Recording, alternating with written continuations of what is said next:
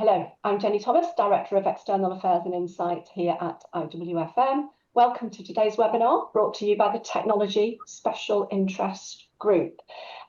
Today is the second in a series of 3 webinars run by the TechSig, exploring the changing digital landscape. In our first episode on the 8th of May, so 2 weeks ago, we looked at the tools available to shape and transform that landscape, and you can catch the recording of that via our website if you missed it. In all cases, and today is no exception, I'm joined by an excellent panel of experts to work through the questions and the issues raised by each theme. Today's session is all about skills. We've called it Mind the Gap, Building Digital Skills for the Modern Workplace and Facilities Manager. And for the next hour, this will be our focus. We're going to look at 4 aspects of this topic: why digital skills matter now, what the evidence tells us, and what does our panel think about that. Key challenges, we'll look at some really good case studies of excellent use and who's doing really good things, and then we'll look at how to close the gap. So a quick outline, if I may, of how we'll run today. We'll start off by understanding your digital readiness, actually, how you rate yourself skills-wise. We'll do that with a quick poll, which we'll reflect on with our experts as we explore with them why digital skills really matter, what they're seeing day to day, and what they think are the barriers unique in the workplace and facilities management circumstance. We'll then poll you again about gaps you're experiencing in skills or not. And I'll be asking our experts to share with us what good looks like and how to overcome barriers to progress and bridging the gap in this really, really critical area. If we've got any time, I'll ask them about the future they see for this fast-moving area too. We're open for questions throughout. So as usual, please do post your questions and comments throughout the session. If you can put those in the Q&A box, that would be really helpful so we can just see them all in the one place, rather than the chat function, which we'll close. And if you do want to remain anonymous, then please type anon just before your question. I should also say that we're recording today's session, so you can access it on catch-up if you want to listen again, or if you have to leave before the end. Right, I've spoken long enough. Let's meet our expert panel, who are Sophia, Kieran, Maud, and Marg. Welcome, all of you. Perhaps we'll go in that order, starting with Sophia, if I may. Please introduce yourself, and if you can, while you're at it, can you rate your own FM digital skills in 1 word? Beginner, are you developing, are you proficient, or are you an expert? And once we've met you, we will put that question to our audience, and Lucy will set our poll up for us. Sophia, please. Okay, well, thank you, Jenny, for the introduction. Yep, my name's Sophia Lee. I am the operational director here at Detour and one of the co-founders.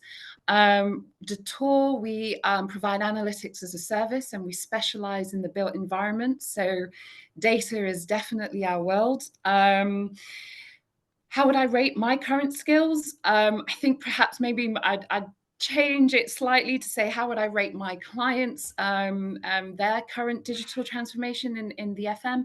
I'd say that they're developing. So where I would have said once it was much more at a beginner level, I'm starting to see a lot more uptake and desire in digital skills in the FM industry. So right now I would, definitely put a positive spin on it and say developing.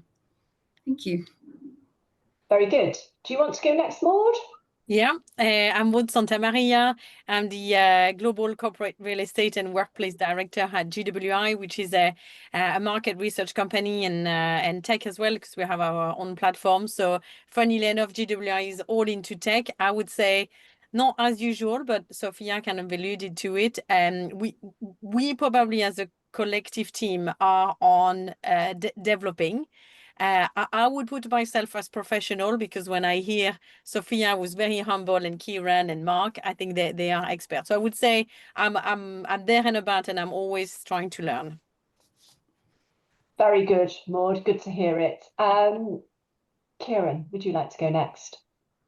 I'm Kieran Kachela. I am the founder and CEO of CI Projects, and we are a consultancy working across FM, helping bringing together the people, process and technology to actually make sense of the data and make it valuable. So again, like Sophia, I'll share sort of, I guess, where a lot of our clients are, and I'd say actually there's a blend between beginner and developing. Definitely seeing more of a progression towards developing, which is really positive. Excellent, very good. You're all quite modest. Right? If I have to say, come on, Mark, where do you think you are? I won't boast the bubble entirely. I'd like to think personally proficient, but I think the sector is probably in that beginner developing area, I think, at the moment. So yeah, Mark Griffiths, MD of WMA Consultancy, an FM operator originally, and still like to think I am, but we provide consultancy services to people in FM and workspace that encourages them to use data in a more effective way. We think data has always been a challenge for a long time now, but there's so much more readily available and there's so much more expectation around it, and we're very keen on making sure that people utilize it in an efficient manner for good outputs. So. Yeah, thank you all. Well, welcome to all of you. And it's kind of what I think what I'm taking from that is that it's a maturity, isn't it? It's a journey, this whole thing. It's not kind of where you are and you are that thing. It's an ongoing thing. And I suppose as tech gets more sophisticated and moves, there's a kind of wave of moving with it. But Lucy, can you just put our first poll up and let's have a look at where our audience is on their digital skills? Thank you. I'll just give everybody a minute to rate themselves. Are they beginners? Are they developing? Are they proficient? Or are they expert? You might have swung the odds to the modest end of the scale, with your self-assessments. But let's see where our audience thinks they are.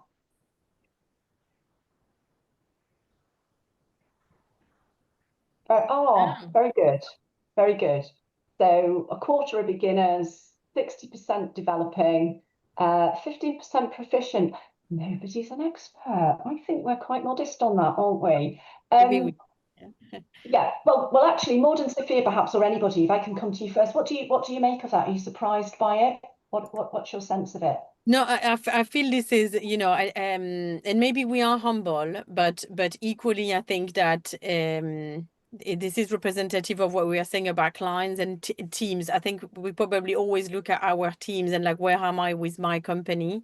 And then we were discussing this as well with you, isn't it? That's probably also relevant for IWFM, I feel, into the certification that are available or the courses or even the training that could be on there. So I would say we are growing, all of us on the same journey. So I feel that this is quite a relevant percentage there.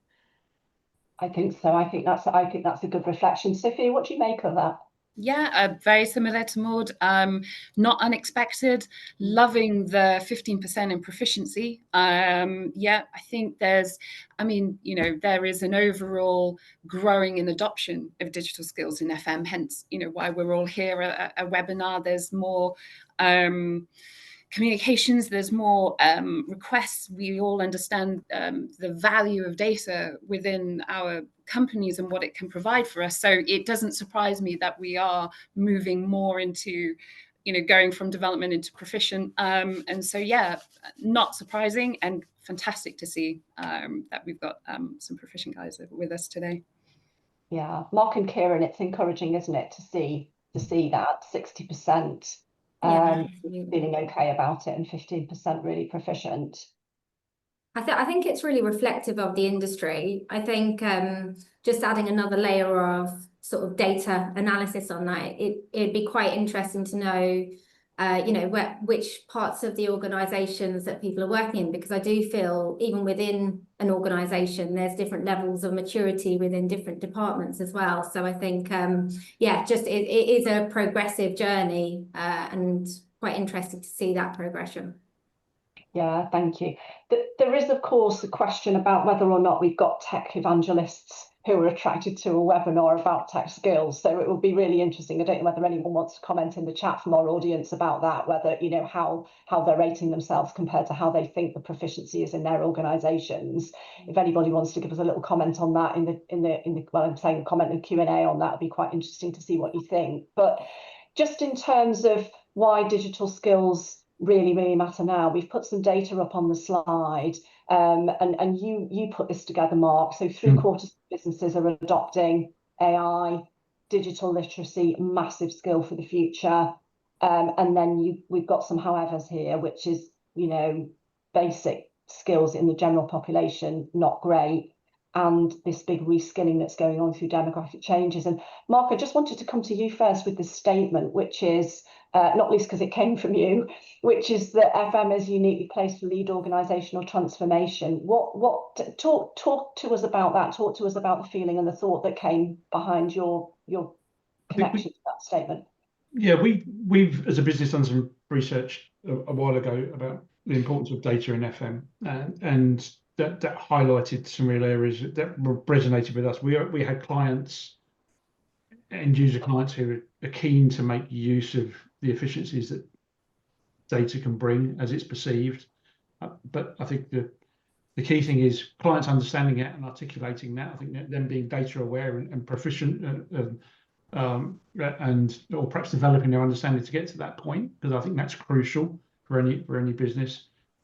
There are equally some good businesses out there that are doing some interesting stuff with data from a service provider perspective as well. But I think there's a lot of expectation, a lot of noise around it. But I think from our perspective, what we're seeing at the moment is if you can't get the data right, the delivery of the AI to deliver that efficiency, to deliver that added value is not going to arrive as well as is anticipated.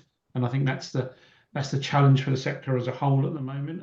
And the reason I've always been interested in tech and the application of tech for greater gain for FM efficiency and performance, but it's not it's not there at the moment. If I was still an operations director, what I'd be looking at in this market now is how can I get, there's people doing some really good stuff here like Sophia and Kieran and others that really provide some really key added value for service providers and clients in the marketplace. But as an FM provider, if I was an ops director, I'd be going, what can I do to get my team more data literate, more of an understanding of what they can do with that data to make data-driven decisions. And that's not something that I think has quite been embraced by the sector as a whole yet.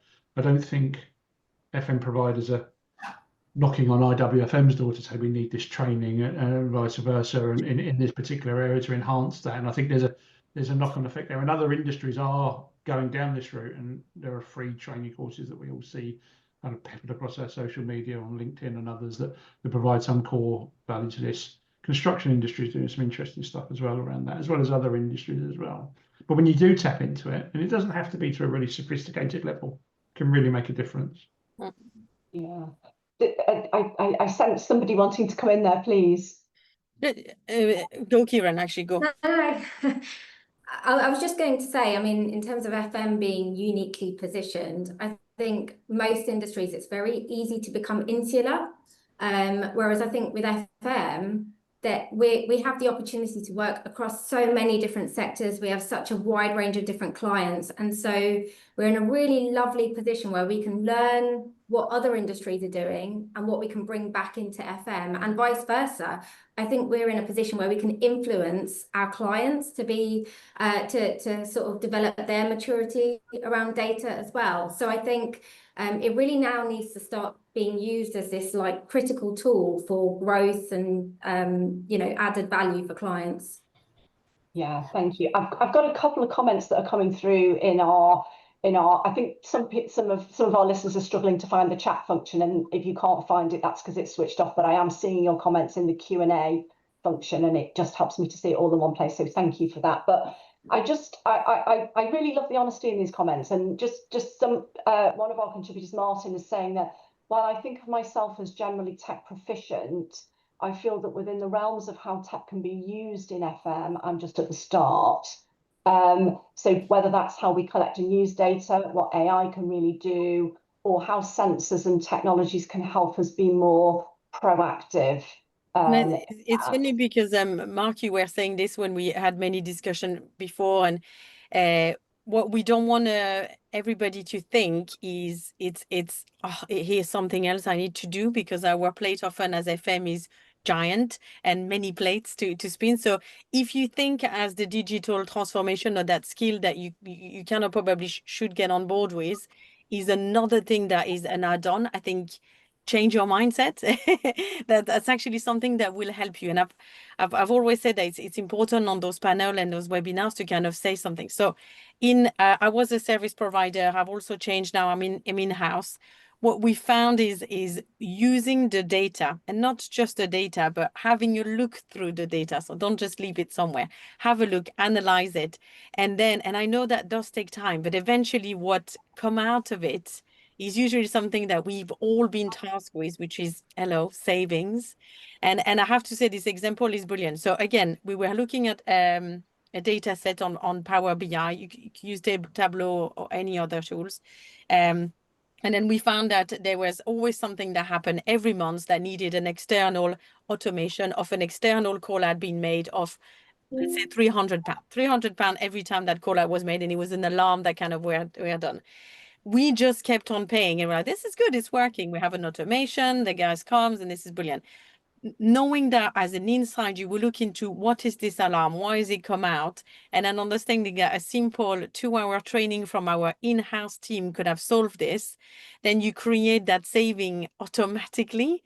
So I would say looking into the data, as it will eventually help you to have a seat at the table, to create your strategy, to make savings, all of those things that we're being asked, and sometimes we feel we don't have to, that will help. It may be a long journey to start with, or not long actually, but probably you will look like it's quite, the mush pit, but eventually you will probably get something so much bigger than this. It's also like you give birth to something so much better, that it's worth the pain. So, I could see Sophia and Kieran nodding when you were giving us that example, Maud, in terms of perhaps trying to translate what it is you're trying to do to a kind of a business outcome that the rest of the organisation might understand. Anybody want to kind of agree with that verbally? Yeah, I mean, I absolutely. I think the comment that was made previously, where yourselves, you think you're in a proficient skill set in terms of managing data and using all the tool sets, but actually as an industry we're perhaps more at a beginning level. And I think there's an element there where this is a huge task. This is a massive, as we've all said, FM, we all wear several hats. And to Maud's point, it's about I think, if we are in a position, or we can understand what we're doing and why, we're going to get more uptake. It's going to be, it's going to be less of a huge task, because now you've got your team, your operatives are on the ground, your SMTs, they're all working to one purpose. So, it's understanding why you're looking at certain KPIs, what value that can give you, and better yet, how that ties back up to a strategic. So if as a company we have an overall strategic goal to make cost savings, we all are. Imagine now me being, an operative and understanding, actually, if I, better manage this particular account or whatever, I can improve the margin for that particular account by X, which will have an impact overall to the business. So having that direct communication feed from top bottom, I think is a key area where we can not necessarily improvement in digital skills, but increase our level of curiosity and those assumptions. We all know why certain certain sites perform the way they do. Have that evidence, have that data to drive it up, and then overlay it with various other departments. Because what the other thing we're also finding is that departments operate in silo. And I think, Kieran, we spoke about that, and you mentioned that previously, that's the big thing that you're seeing as well. So, it's understanding why you are doing, or why you're analyzing, or why you're looking, or why those KPIs exist. How does that tie to the overall purpose and vision and strategy of the business? That will hopefully give you that link to understand why is it that we're doing what we're doing, or those KPIs that we're looking at, to get that buy-in from your operatives to improve the organization as a single unit working towards a single vision. Yeah, thank you, Sophia. I've got a couple of comments. I want to move us on to the skills gap and where people are finding the skills, but there's a couple of really interesting comments that have come through in our questions feed about this. One or two of them I'll come back to when we see the skills gap data, because it's a really good question here about leadership and management that I think, Mark, you wanted to address, and we'll come back to that. But there's a really good comment from Ali here, which is, can I just get you to comment on this? Ali's saying, can we please define what is basic digital skills? And Ali goes on to say, instead of reskilling, wouldn't the solutions being developed need to be simplified to allow a bigger adoption? So it comes to mind when people adopted smartphones quite easily because it was user friendly and was generally not viewed as a complex thing. You touched on that, I think, Sophia, in terms of your pulling the focus back. But can one of you just comment on Ali's question, which is, what are basic digital skills? Has anyone got a point of view on that? Yeah, I think, if you don't mind. You go for it. Sorry, Sophia, sorry. No, please. I was going to say. The government have got a benchmark for basic digital skills. I think if we're talking basic digital skills in FM, I think that might be a separate conversation. But there was a survey done recently by the Centre for Economic and Business Research, where 52% of the UK workforce can't complete all 20 of the basic digital skills that industry and government agree are essential for work. So that's set by people like British Chamber of Commerce, IOD, and others. And I think so. It's endemic in work as a whole at the moment. I think there are lots of opportunities for us to seize that initiative. And going back to the point on the slide that's on the screen at the moment, we are uniquely placed to do that because we impact so many facets of an organisation. But I think it's that somebody in the panel mentioned earlier about that maintaining that curiosity level, and the phrase adding value has been brought a lot. And I think it's a mindset change as much as anything. And I think that's the key. But I think people are overawed by it because it's called data. I'm slightly more older than the rest of the panel, so I'm of a time where I can remember, you'd have a BMS system, you'd have a lighting control system, you'd have and they'd never talk to each other. Now they can, and it's so that the same level of data there, but it's just more readily available now, and it's at your fingertips. Whereas before, you're relying on a lot of tribal knowledge to interpret it. Now it's okay. I've got this. It's coming in. What are the trends? What's going on? What's occurring? If we just got those basic skills to understand that's going to help us deliver so much more for people and raise the profile of what we do in a really big industry in this country that's often overlooked. I think we're all trying to respond to that. I think just going back to Ali's question about, what are those basic digital skills? I think we immediately think basic digital skills is digital tools and knowing how to, sort of have those digital capabilities and utilising the tools. But I think actually the foundations sit with knowing how to ask the right questions, knowing what you're looking for, forming those hypotheses that you then say, is the data, what does the data tell me? Is this right or wrong? Is this really what's happening on the ground or not? So I think it's some of those really foundational skills that sometimes we overlook, which can lead us to creating, digital dashboards, but still not really being able to maximize the use of them because we don't really know what it is we're looking for, or as Sophia said, how it actually aligns to the strategy, how we actually use that data and what decisions we can make from it and what we actually do, right? It's the call to action. What do we actually do with that data? I think we have a lot of noise, right? So we're generating a lot of noise, lots of data, as Mark said, so much data available now. But for me, those basic digital skills are about learning what we actually need and how we actually use that. So yeah, I think that's key. Thank you. That's a really nice summary, Kieran. What we actually need and how we're going to use it. And I know if I let Maud come in, and I'm not going to because I'm going to think she's going to hold the floor. I think Maud, because Sophia, something you said, and Maud, something you said the other day, I went storytelling right away in my mind. And I'm going to come back to that, but I'd really like, Lucy, if you can load the next poll, because I'd like to have us to have a look at skills gaps and ask our audience what they think their, well, what FM digital skill do they think is lacking most in their teams? There's quite a long list there.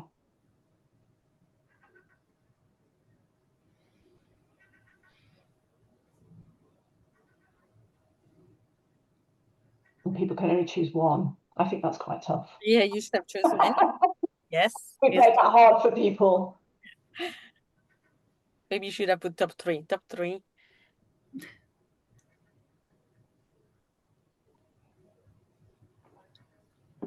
Yeah, I'm really loving that the people our audience are putting questions and comments in our questions, because there's some really nice things, and I'm honestly, I'm loving the honesty of it too.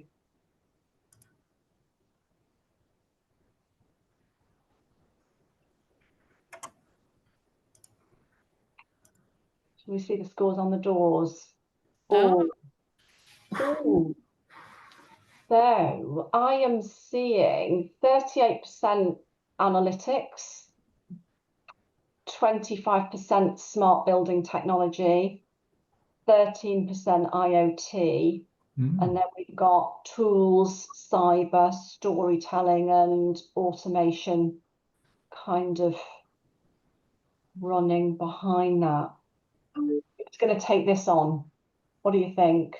I'm happy to go, because I think there's not too much surprise on the fact that we know we have the tools. We have actually many tools that can tell us so many data. Mark, you said it, and Sophia said it. I feel like the word of this webinar should be stay curious, because you already have so many of those tools. So not surprised that it's actually a very small percentage. You probably have that. Maybe the surprise is on storytelling. I find that where I go before, when I was a service provider, and even now when I try to physically educate my own business about what can we bring as the FM, as data story and the strategy that goes based on that data, I find I still had to mentor my team to get to know storytelling and making sure that well, like we said before, you have the data, you have the story, and then you can interpret it for the ideally the C-suite, but actually somebody that will have the place at the table to make some big decision and help your business to grow, your clients' businesses. The interesting thing as well is, maybe people have got, we all change jobs. So I guess maybe on one company you will have, a need for a lot of asset understanding, deep cyber security, and maybe on other ones it would be more feedback on customer and maybe more workplace. Or, I think maybe this is where also that might be interesting to see, depending on where you work as an FM, because it's varied. Yeah.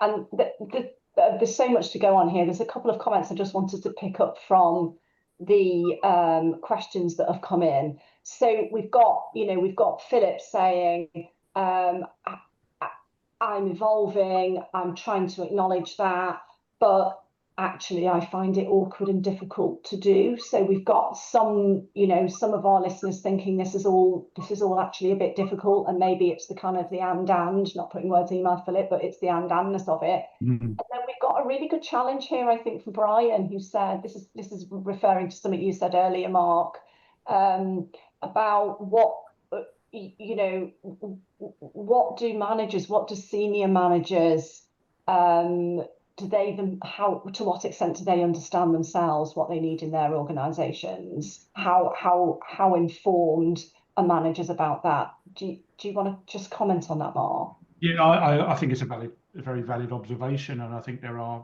lots of organizations that are still use those 7 most expensive words in business, and we've always done it that way. And I think that's, when we were doing some prep for this earlier in the week, we were talking amongst us, the panel, about there's lots of people that still rely on intuition to make their data-driven decisions. And I've been in the industry X years, and I know that this would cause that. And whereas then we've got so many tools available to us to make those decisions more quickly. But the businesses, the organisations where your internal providing FM services or a service provider to a customer, you've got to have that cultural change. Yeah, people have got to join those dots in terms of what they want to get out of this and where they want to go, and be clear on that. And there'll always be some flex with it, but yeah, it's something the industry suffered from a lot in the past. But I think now is the opportunity for people to seize that and also show the value of what we do as FMs, because that has historically been overlooked, and we've always had this challenge about being at the top table. And if you're changing your language to suit the people that measure that added value, you're going to get much more traction with them and much more influence about where you go. And actually, Mark, that makes me think about a point that was made on our first webinar when we looked at tools. Darren, who spoke on that webinar, said there's often a question, and he hears it in organisations: who's my senior stakeholder here? Who's representing the view? Who's able to kind of advocate for and articulate for what this means at the toppest level in the organisation, so that the opportunity of workplace and facilities managers to demonstrate this and to have this impact is open. If it's not them themselves that are in that senior position, that most senior position, how do they get people advocating, and how do they persuade their most senior stakeholders to speak up for them? And perhaps it goes to your point, Maud, about showing ROI, talking to the finance director and demonstrating the difference that this kind of tool can make. And maybe sometimes it's all about purpose as well. Like, we talk about almost like this is as if the FM was just on a computer and doing beautiful tableau and have, like we said before, time to do that. Maybe not, and this is where the brilliant Kieran and Sophia usually help as companies. But if I talk even with my cleaning team, if I just give them the tablet and say, forget the signing sheet, here's what I want you to do, and we try in predictive cleaning so we save some money, I'm pretty sure, forget some of the other challenges that may be, the digital skill would be very wide, and also the not understanding why they would have to do this extra task again. Like, why would I have to register on this now? I think it's that they're trying to make it purposeful. So going to the team that says, actually, I really need this data, because I think I can make your job a lot less reactive, a lot more proactive, and maybe you'll have time to tell me what can I change to make this experience better. Could be the reception, could be the cleaning, could be the electrician, like all of those. So we're not even just talking about people that would be on the FM team, maybe sit at a computer, like proper front of house, team that can also help. So when there's some people that still, try to collect some information, but maybe not looking throughout or through a longer gap, and not showing what's the purpose of this collection has to do with the strategy or even the business strategy. I think that's maybe where the leader could be missing a trick. Really trying to reinforce, I really need this because look at what it does.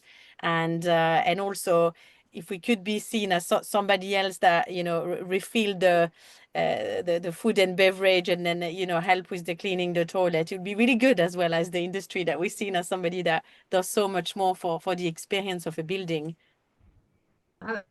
Just to add to what Maud just said, I think, my business wouldn't exist without data, and my team couldn't do their job without data, because we're coming back to that purpose point that Maud talked about. Our role is to help our clients save money, save time, and essentially that evidence-based approach is what enables us to do that. Without that, it's not possible. But coming back to that leadership point, it does absolutely start from the top. And the other point there is that, coming back to that definition of strategy, it's really, really important that we actually start with some very smart objectives. And I know that sounds really straightforward and basic, but it's very surprising to see so many organizations, that we work with, when we're looking at strategy, actually have very broad objectives that aren't clearly defined as smart, measurable. So it really does start at that top level. What is the organizational vision and mission, and what are the strategic objectives, and making them smart, and then leaders making sure that data is a part of day-to-day conversations. It should be a part of every meeting. You know, we should be talking about data. So it shouldn't be seen as this like end of month thing. It needs to be a day-to-day. Yeah, and oh, sorry. No, go please, Pierre.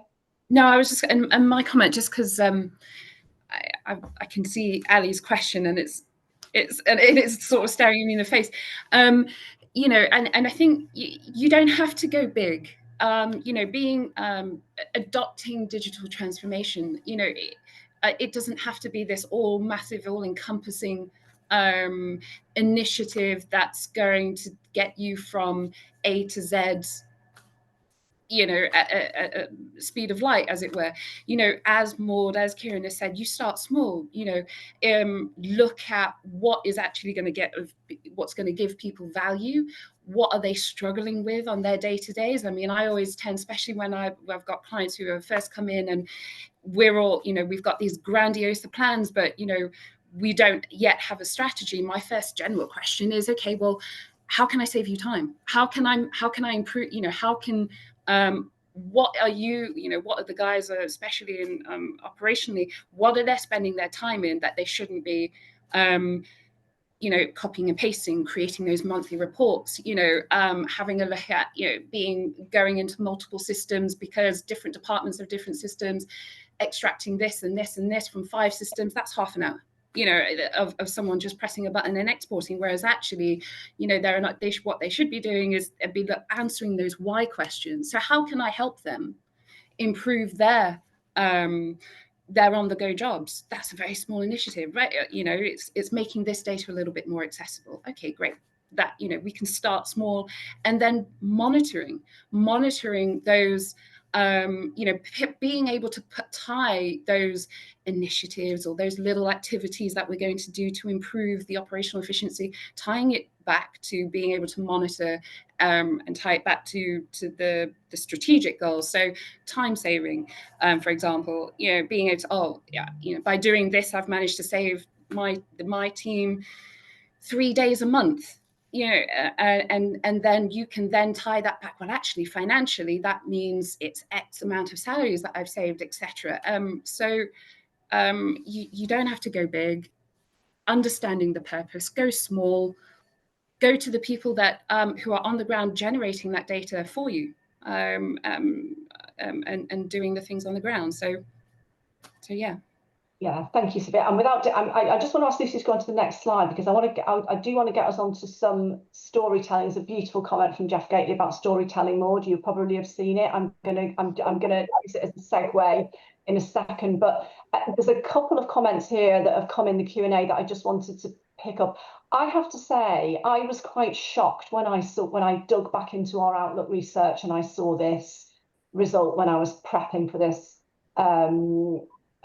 session today, because I knew the headline really well from our research that said 80% of respondents, so we interviewed 400 managers and senior managers in January, February this year, 80%, so it's 8 out of 10 recognise technology and data-driven techniques as drivers of growth. So it's a really big, and that's really positive. However, 8.5 out of 10 have got skills gaps in at least one area. And I think just to some of the comments that have come through today, I know Philip's come back on you to your comment, Mark, about senior skills, management skills, service. So client side, the number one skills gap, technical proficiency in the people we surveyed. And just to give listeners a flavour of it, so about 80% of the respondents to the survey were client side. It's mainly client side that responded, and their biggest gripe is technical proficiency, their biggest gap.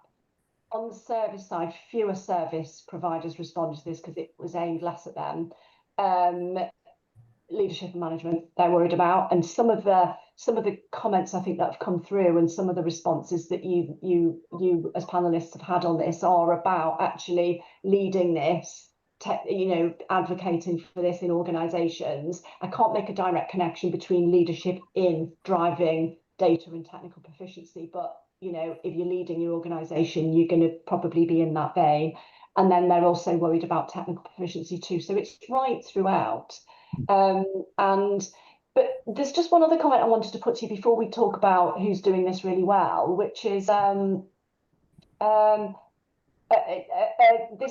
this listener didn't say who they were, but they said it's the knowledge and confidence to use the tools we've got. So Maud, you said earlier on, you know, tools galore, not an issue. I'm not surprised to see tools are not big in gaps, but having the confidence to use them. And this person says, I'm surrounded by a lot of people who are afraid to just press the button and use the tools and do save that half an hour. Sophia, you were talking about what's going on? Why is that, do you think? But to be fair, we will say this, we'll say this again. I think you know, FM will still be quite reactive from the job that we are doing, where we are reactive to what comes. So it would be nice to have a growing part that is on the strategy. Therefore, if you again knew the tools that you had at your disposal, see something that's coming your way, recognize what it is from the data, I think that would be something interesting. For the storytelling. And maybe the technical proficiency or the people being afraid of using the tools, I think, and maybe that comes from that curiosity again that we're going to say, I'm going to say this one more time, curious. It's if you're not sure about why you're gathering the data, definitely talk to your manager to say, sorry, I really don't understand why I'm spending, you know, half an hour every month to get do you use it? Like Kieran said, you know, for the business, I know Sophia clearly as well for your business, Mark as well. We wouldn't be there if we didn't have the data. But certainly, as an in-house person, if I come to the CFO with my new strategy, my equally, you know, impressive spending from real estate, you know, asset management, project, which often cost quite dear, but also the food and beverage that we have, all of that kind of big cost for a total operating cost of a company. If I didn't give him, why am I looking at transforming this for the next year with data, I will have zero agreement on budget for sure. And equally, I think when I do those projects, let's say it's a transformation of, you know, adding more meeting room into a space. If I didn't have those kind of data to help not only my team to get to that, but also to making sure that I have the change management piece, to making sure that I bring the employees or the visitor of whoever of that building to that part as well, to say, actually, guys, we do need more meeting room, and I will take some desk away to make those meeting rooms. Here's the data that shows you never use those desks, but you are struggling to find meeting rooms. And that really helps also the change management piece. So I feel that the data is, you know, at the beginning, in the middle for agreement, and at the end for kind of continuous improvement. May I dare use your sentence, Kieran? My favorite word. Yeah. Just to build on what Maud said around change management and just responding back to that question. Essentially, this is change, right? And change is hard. Getting familiar with new digital tools is change. And so that's why we have a lot of people that are a bit nervous to use them, or you know, aren't quick on adoption. And so I think the one thing that as an industry, you know, and as leaders, we need to do is afford ourselves some time. Give ourselves some time, like as in give people time, right? Actually, you know, as part of their personal development, you know, we're always busy reacting, but actually, are we carving out time in our diaries to learn? Because there are a host of tools available. A lot of them are very intuitive these days. They have a lot of great information around, you know, or tutorials on how to use them. And actually, we just don't afford ourselves time to learn them. And ironically, we did a time and motion study recently where we went and looked at across, so in FM, looking across sectors, so all the different contracts, where is most, like for operational managers, where is most of their time spent? And a huge proportion, the majority of the time, was actually spent on creating reports that were needed on a monthly or weekly basis, and then correcting all the issues over time and time again. So that's why so much time was spent on it. So the irony is we're spending a lot of time on reporting, but we're not affording ourselves the time to learn how to be more efficient with doing that. So it's almost like that image you often see of someone pushing the square wheel rather than the round wheel. And we need to just stop and make that square wheel round. That's a challenge, Kieran, if ever I heard one. And I Right. think just as you were speaking there, we've had so many comments. I feel that I feel a need to record some of these comments somehow, actually, so that we can share some of them with our listeners if we don't get a chance to put them all to you, because people are making some really excellent points that I think we'll want to come back to, maybe actually into the next episode of this tech series, or even have another series on this. But I did want to get to some positivity. There's been I really love Jeff Gately's comment here about storytelling. I love the concept of storytelling. It helps break down the barriers relating to technology for those who need to understand how their role can use data to evidence their contribution. And I wrote 3 words down from the conversation that you were having. I wrote curiosity, I wrote why, and I wrote purpose down. But when I also look further down our Q&A list, there's a really great challenge here. There's some great commentary on service versus client side, actually, and including understanding. If you're in-house, you can really understand what your business needs to do because you're there, right there with it. Whereas on client side, it's a little bit potentially more difficult to get buy-in, and that was Brian's point. But again, our anonymous contributor, in terms of, you know, how you get going, how you turn your square wheel into your round wheel, Kieran, anonymous says, as an NHS body with a large ageing estate and heavy reliance on its assets and infrastructure, but poor use of tech, how do we get going? And well, I'd like one of you to think about that while Lucy's moving on, next slide on, and then Maud, I'm going to come to you with a story for who's doing this really well, and then I'm going to come to you, Mark, for the beautiful story you told us when we were prepping for this. It's set in France. There's the clue. Oh, okay. Can touch on that one. Okay, we'll do that one. Who'd like to take on the NHS with the ageing infrastructure, and how do they get started? I'll have a shot. For me, look, I think when it comes to adoption, yes, we all appreciate that change takes time. I think my stance on it is you need to go back to how can the tech help, you know, I go along with the current process. So the individuals, I'm going to take this back to FM. Apologies for the person who's raised it, because I'm not less familiar with the NHS. Apologies. But say if we're going into, you're looking to improve operational efficiency as a whole, no matter what sector, and you've got champions, or you've got individuals or ambassadors who are have set in their ways, and that they've always worked a certain way, etc. So what we always aspire to work to is use the existing data, use the current tools that they are already familiar with, and enhance that. So, you know, identify what is their process, what do they do on the day-to-day, where are the areas that aren't, you know, where we can start to look at, actually, could we work better here? Could we work better here? Then put the technology on it. Then say, actually, we've identified this area or this part of the process that, you know, we can then apply maybe a technology solution or a data solution or automation, which is why I was surprised automation wasn't higher on the previous poll.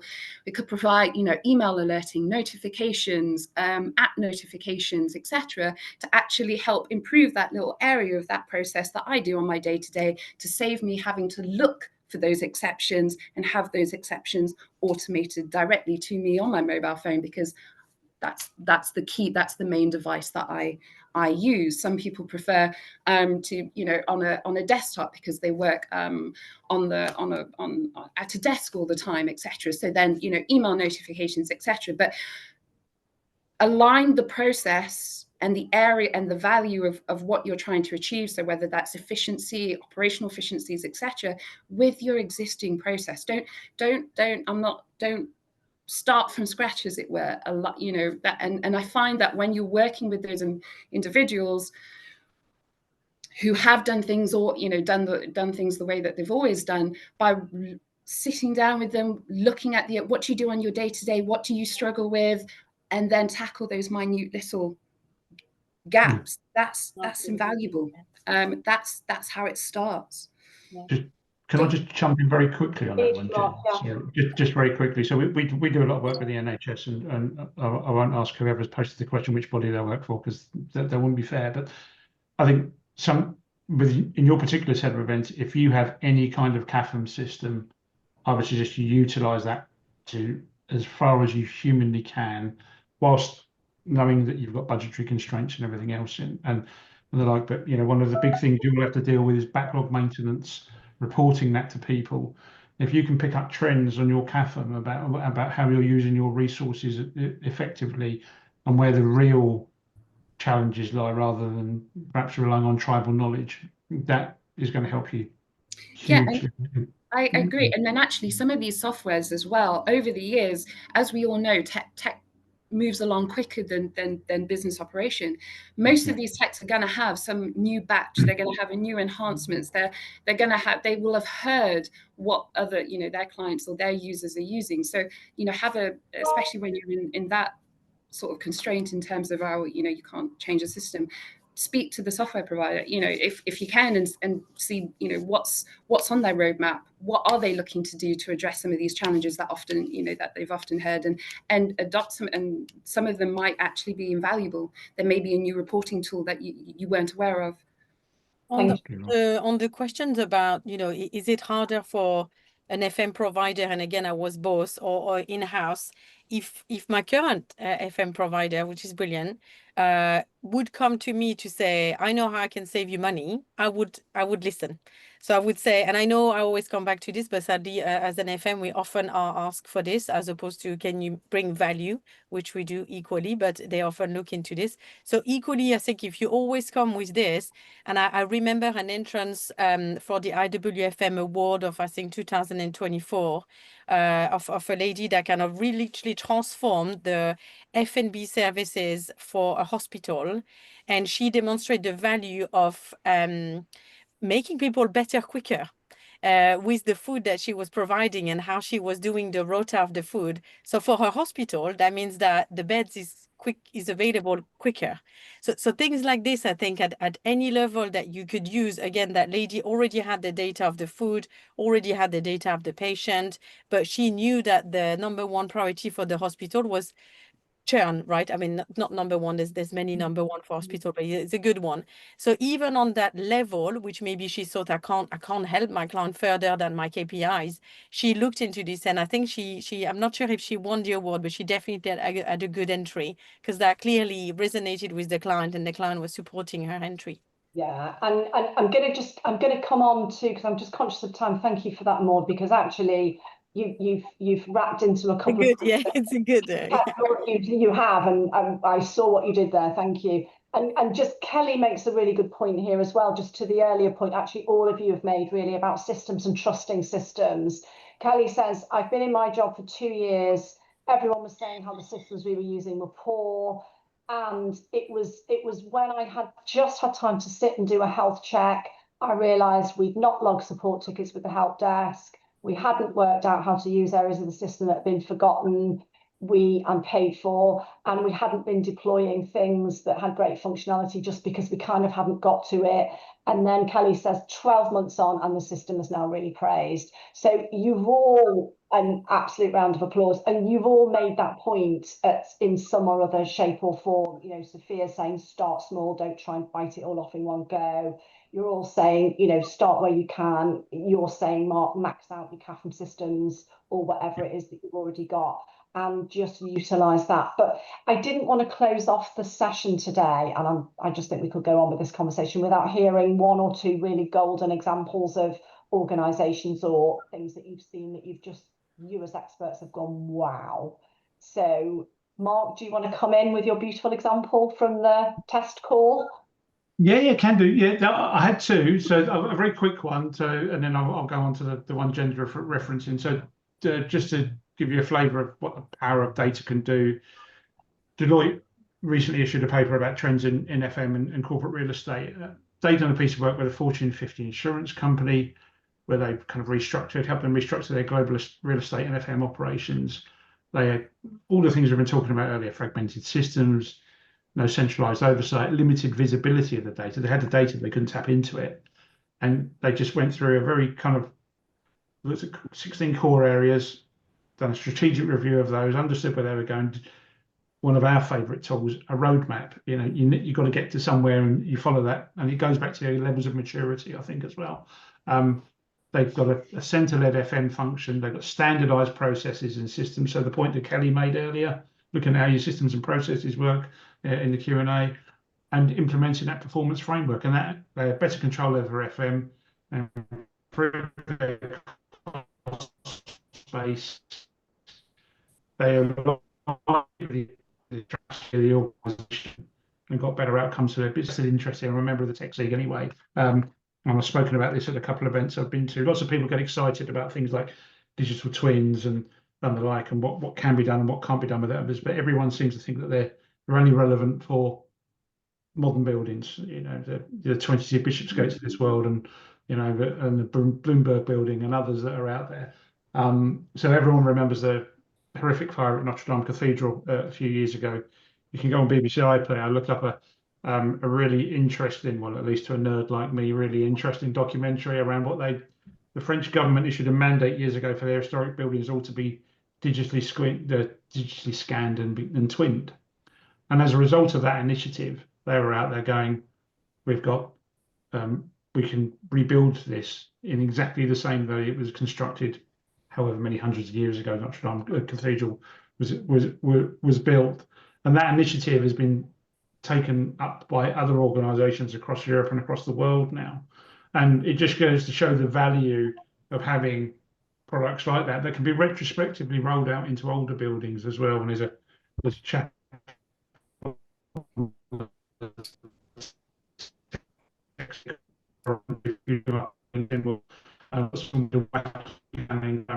scanning his way around the country, looking at different FM driven facilities. It's so much easier and so much cheaper now to do these kind of things than it ever was before. It was quite niche a long time ago, and all of that can give you really good, valuable data that you can deliver great FM with.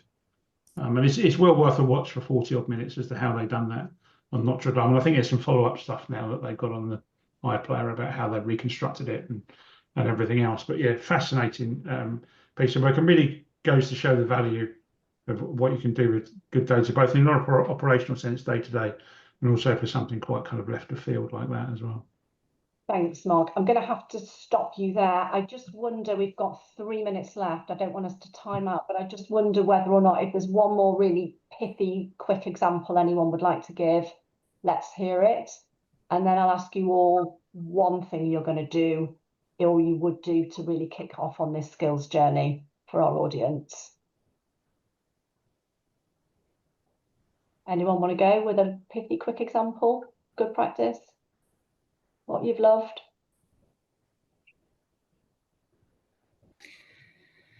Yeah, happy to. You can hear me there. Yeah.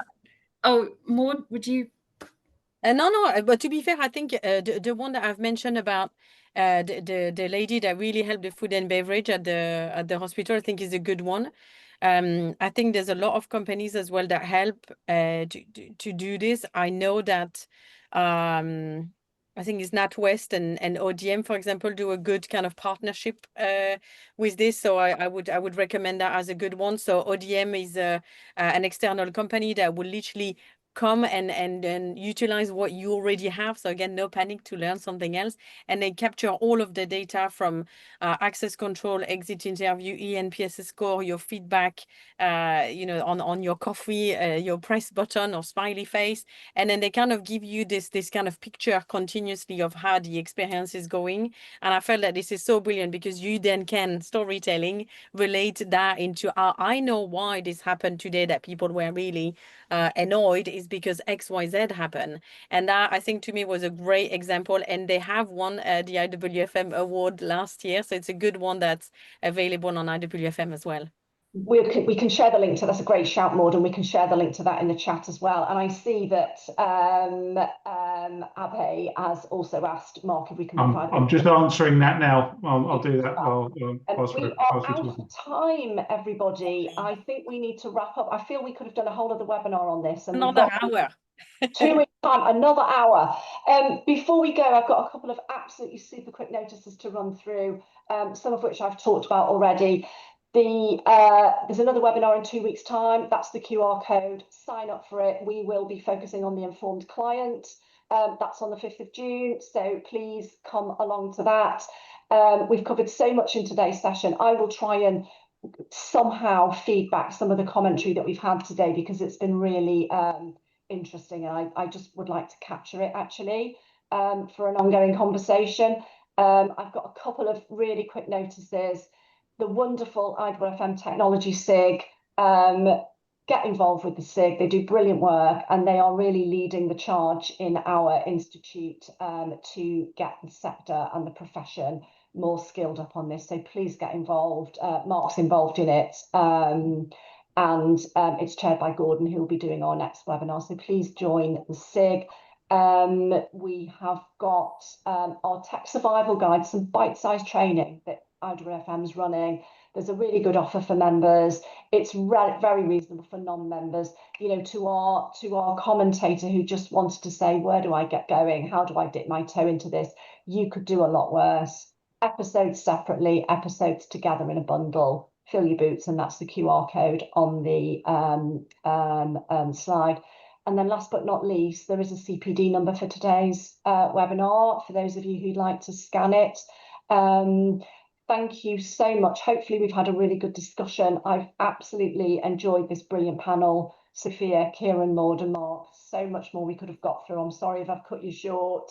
Thank you for your time and your insights. Behind the scenes, thank you, Lucy, for keeping us moving, and to Hazel too for tech support. And thank you also to our listeners for your time and for your inputs and for your fabulous questions and frank comments, actually. That's been really good. If you like what we're doing, please tell us more. Tell us what you'd like to see that we're not doing. And please do feedback on our little survey, because that's what we look at to see how we can improve. Thank you again for joining us. Have a good afternoon and have a really, really good week. Thank you, everyone. Thanks very much. Take care. Bye-bye. Bye.